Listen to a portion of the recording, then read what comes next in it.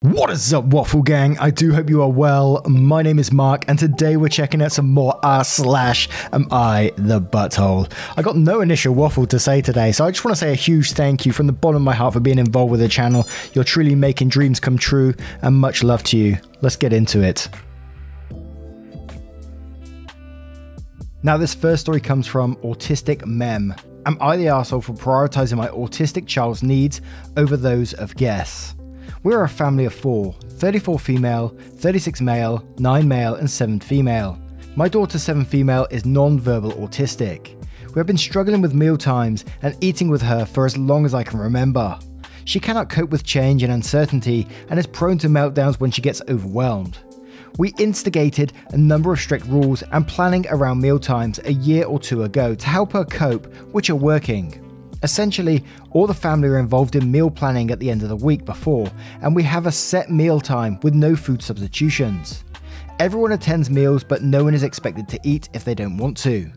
We spend time with visual charts preparing my daughter in advance of what is going to happen. Since we have had this system in place, our daughter is more freely trying new foods, and both my children are more settled since these rules have been in place.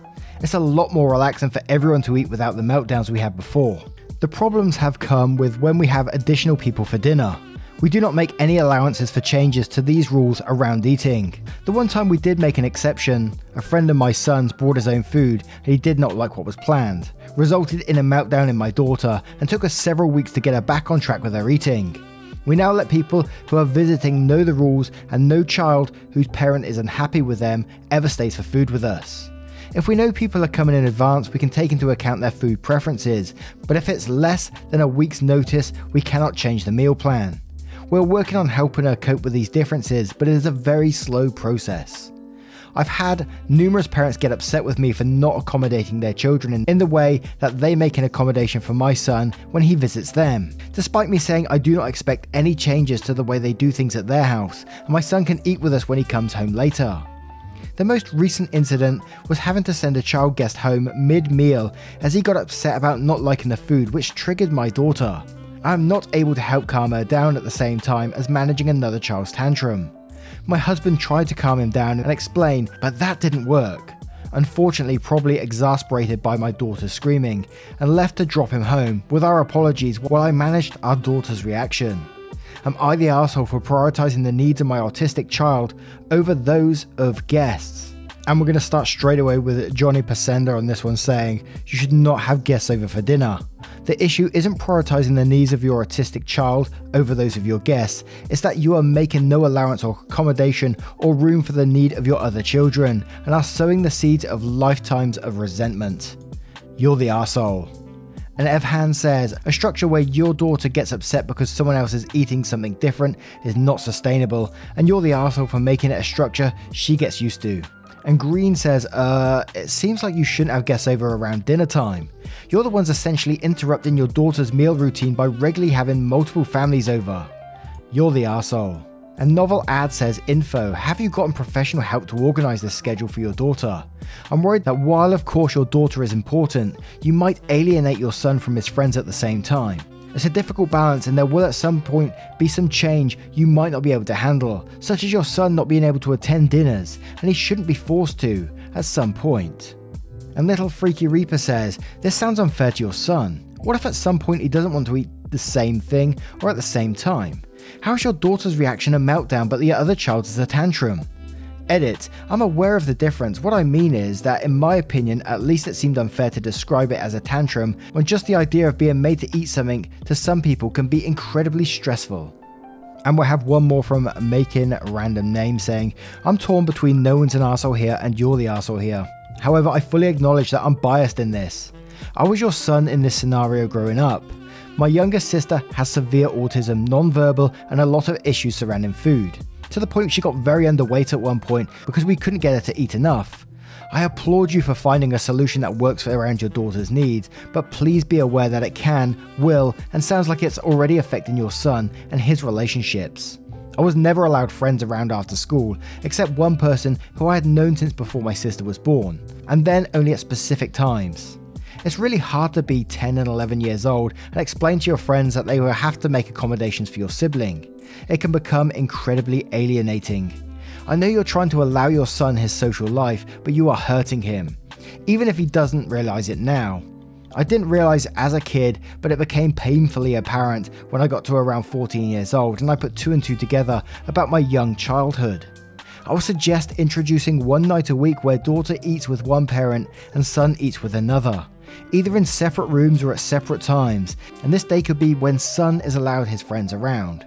It's still a routine so daughter can have some rigidity and know what to expect, and your son gets to feel normal with his friends around. I know you didn't ask for advice, but please don't put too much pressure on your son or dismiss his needs in favour of your daughters, since they are more obvious, as there have been far too many stories of resentful older siblings that go no contact/low contact with their parents because they get ignored as a kid. Good luck. And as I always say, it's one of my favourite things about Am I the Arsehole subreddit is like, you do get bits of advice like this from people who's been in these situations, and I find it as such a learning process. I find it really interesting about just learning about autism and how it affects people in different ways and how people deal with it in different ways. You know, I find it actually fascinating. But what do you guys think of this one? Let me know in the comments below and we'll move on to the next story. And our next story comes from a deleted user. Ooh, spicy. Am I the arsehole for inviting my 29 male, girlfriend 28 female on an expensive vacation and expecting her to pay all of her share? I make a lot more than her. Hello, my girlfriend, myself, my parents and my brother and his wife all went on vacation in another country a week ago. My brother and I were the ones who did most of the planning for the itinerary, although we did ask everyone else's input. For background, I make around 150k as an IT consultant. My girlfriend is a teacher making around 45k. My parents are pretty affluent as well as my brother and sister-in-law. My girlfriend knew this trip was coming and took a second job waitressing on the weekends for several months to get ready for it. We have always split things 50-50 in the 2 years we've been together. There were a few times on vacation when she did not go on outings with us, wine tasting, scuba diving, etc. She also would only eat 2 meals a day, simply stating she was on a budget. My family does favour more high-end, expensive places. My parents thought it was very strange that she only eats 2 meals a day, although normally she eats 3. When we got home, I asked her why she skipped out on several of the outings and only ate 2 meals a day. I mentioned how I heard her stomach growling one night and said I was concerned about her having an eating disorder. She got teary-eyed and said that 3 meals a day wasn't fiscally feasible for her, and neither were the outings that she chose not to go on. She went on 3 of the 6 outings. She said she was not expecting everything to cost so much and she was overwhelmed. She also said she doesn't know if this is going to work long term if she's expected to go on vacations like that with people who make much more than her. I feel bad that I did not pick up on her discomfort sooner. But we did agree to split everything 50-50, and I don't know why she agreed to come if the cost was an issue. I mean, the main thing that jumped out to me on this one is that OP claims didn't know what was going on at first, but you saw your girlfriend preparing by getting a second job waitressing on top of being a teacher, the workload of a teacher on top of that, to be able to keep up with you and your family on this expensive trip that you know is expensive in yourself. So come on, read the room, man. You must have known that was expensive and she wasn't going to be able to keep up with that. And then you said at the very end, you went, I don't know why she agreed to come if cost was an issue. I mean, she's your girlfriend and you're her boyfriend, so she wants to spend time with you. I mean, come on, man. But Sleepy Feline says, you're the arsehole. You make 3 times what she does. You knew she had to take a second job to be able to go. You planned the holiday and the activities. She even said while you were there that she could only afford to eat 2 meals a day. Don't plan for a budget when you know she makes so much less than you. I think it's safe to say she didn't enjoy the holiday at all. She probably found it stressful to work out what she could afford, and embarrassing to have to skip meals. Absolutely.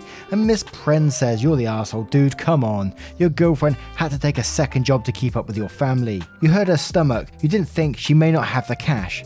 God, you're not the brightest, are you? You make over 100,000 more than her and don't even treat her to a holiday. Yeah, it's not gonna work. You're blind to your girlfriend struggling. Help her. And a historical ad said, you're the arsehole 100%. She went because she loves your stupid ass. She worked a second job and went hungry to be with you and your family. Maybe you and your family should have some empathy and consider that not everyone is making six figures. Teachers are drastically underpaid for their education and often have to take a second job. Public servants who teach children are devalued, and in the case of her own boyfriend and his family couldn't care less that she was making huge sacrifices to attend. Your job is to be a good partner. You failed. And Striking Firefly says, you're the arsehole, and other commenters have done a good job of explaining why, so I'm just going to respond to you. I don't know why she agreed to come line. Because you're her boyfriend and she wants a life with you rather than two separate lives due to your income disparity. She's right, this is never going to work long term if you can't either A, partially pay for her, or B, reduce the cost of things you do so that she can afford to pay her portion. Where exactly do you see this going otherwise? This girl worked 2 jobs and ate 2 meals a day to spend a vacation with you and your family, and all you can say is, well, she should just have stayed home. And so Miko25 says, forget being you're the arsehole, you made a girl work an extra job and left her starving in her room alone. As her boyfriend, you didn't once feel the need to take care of her. You literally left your woman hungry and alone. Who does that to the person they love? I hope she leaves your ass. And OP replied to this one saying, she's an adult, not a child, and she went to the pool or went on a walk around town. It's not like she was starving in her room. I didn't make her do anything. She makes her own decisions. And we'll have one more from Literally who says, you're the arsehole. It's pretty disgusting that she's willing to jump through all these hoops, miss meals, skip events, put herself in debt, all to spend time with you. But you, with all your wealth, aren't willing to even buy a lunch. Sometimes being part of a relationship means giving up something you have to show how special the other person is to you. It sounds to me like you would literally be okay with her telling you up front that she would not go on the vacation because she can't afford it, meaning you would still go and leave her behind. That's not a real relationship. The right thing to do would have been offer to help pay the moment you found out she planned to get a second job just to spend some extra time with you. You don't love or care about her, which is the bottom line. The more a man loves a woman, the more of him he wants to give to her. And I was going to end it on that one, but I saw a comment from the OP and brace yourself. Thank you. This is the first comment that's helped me realise that deep down, I think she's not good enough for me, and I don't want to give her more. I felt this way for a little while, but wasn't sure where the feeling came from. According to you all, she probably deserves better, so I'm sure we'll be breaking up shortly. Oh my word, let's just hope that this is some kind of troll, because that is, yeah. Whew. And I pretty much can see why he deleted this account now. What do you guys think of this one? Let me know your thoughts in the comments below and we'll move on to the next story. That one's made me hot. And our next story comes from Prawn Cocktail Tato. Am I the arsehole for refusing to communicate with my sister who refuses to learn to sign? I'm 17 female, hard of hearing in both ears. Normally I use hearing aids, but, and it was completely my own fault, my current pair are unusable and I don't have a spare pair. It's alright though, me, my 2 younger brothers, 14 male and 16 male, and both parents know how to use sign language. My sister doesn't. So I will say I wasn't born hard of hearing.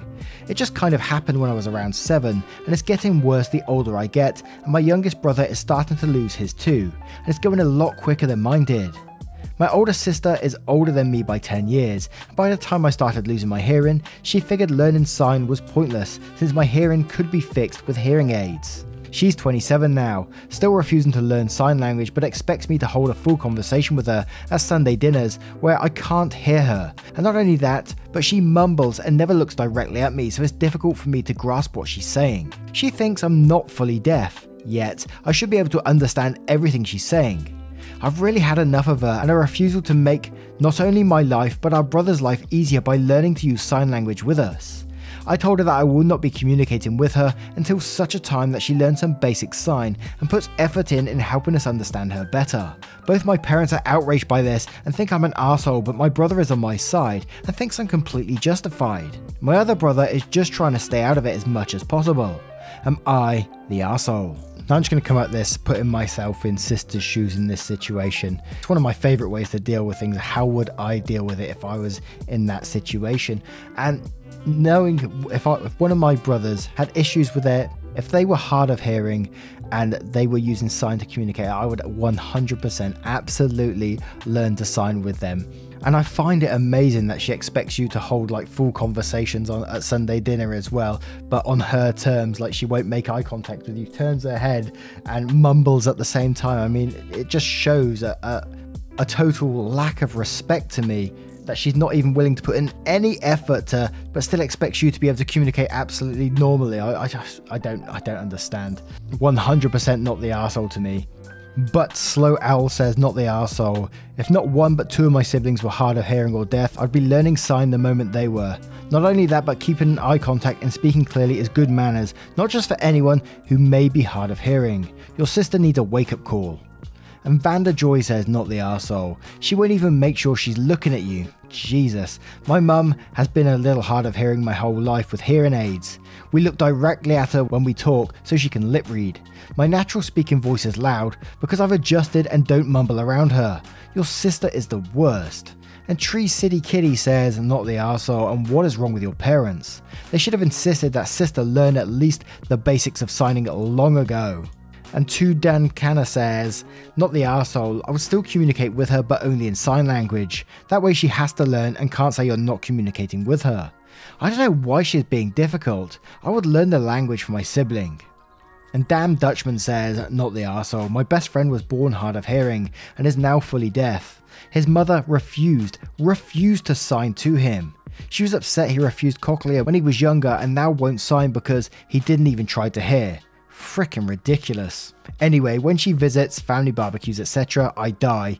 Die when she tries to talk to him sometimes and he closes his eyes. He closes them and she gets mad. I'm trying to talk to you, and he signs, I didn't see. We all get a good giggle out of it because it frustrates her, but even now she won't even try to learn. Your sister may be stuck in her ways, but you do not have to deal with it. My word. And we'll have one more from Major Understanding 22 saying, not the arsehole, geez.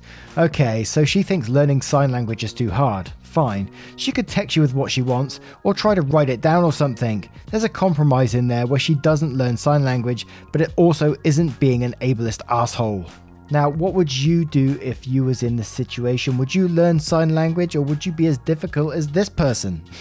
Let me know your thoughts in the comments below, and we'll move on to the next story.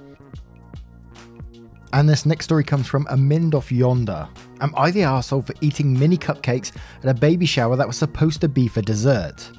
Attended a baby shower over the weekend. There was a table with chips and dip and 2 platters with uncovered mini bite-sized cupcakes. Ate some dip and chips, ate a couple of cupcakes, wasn't the only one. Sitting at the table with the host mother later on, post-dinner, she exclaimed, better go and get some cupcakes now before the kids demolish them. I said, all good, I had a couple of earlier.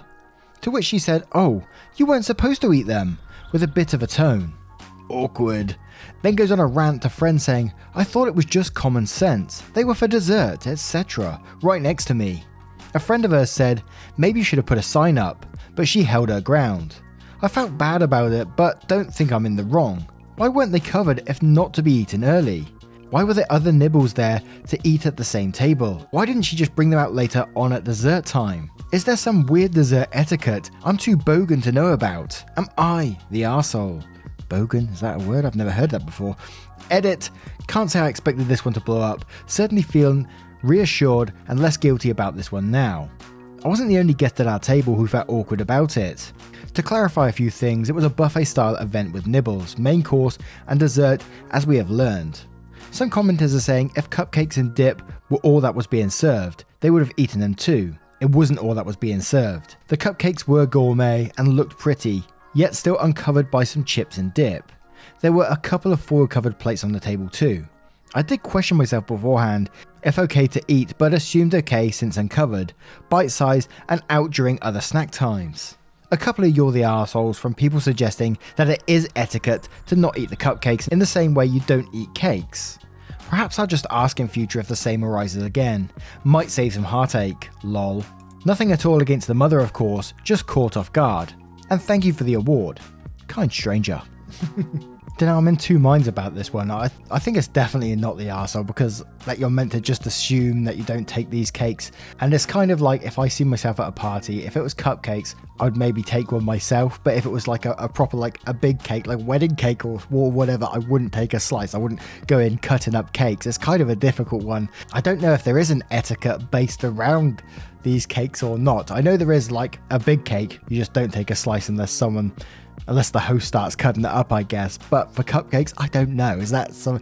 I might be totally in the wrong here myself. So let's go to the comments to see what they say. They might have a better understanding of this. And we'll start off with a Jaded Taurus 3819 saying, not the arsehole. Like, how are you meant to know? If all the nibbles are out exactly the same time and uncovered, it makes sense that they are for anybody to snack on at any time. And Sama Lali says, not the arsehole. I've heard of this happening before. If all the food is out, all the food is edible. I would have taken them too. At the very least, to be sure I had some for later. Lol. And Daughter of a Toxic Mum says, my degree was in hospitality. I've worked in the industry for decades, and if it's on the table, it is being served. In those buffets, where there are to be separate courses, served you, serve one, clear them, bring out the next course. Also, as a couple of mini cupcakes, who actually gives a fuck?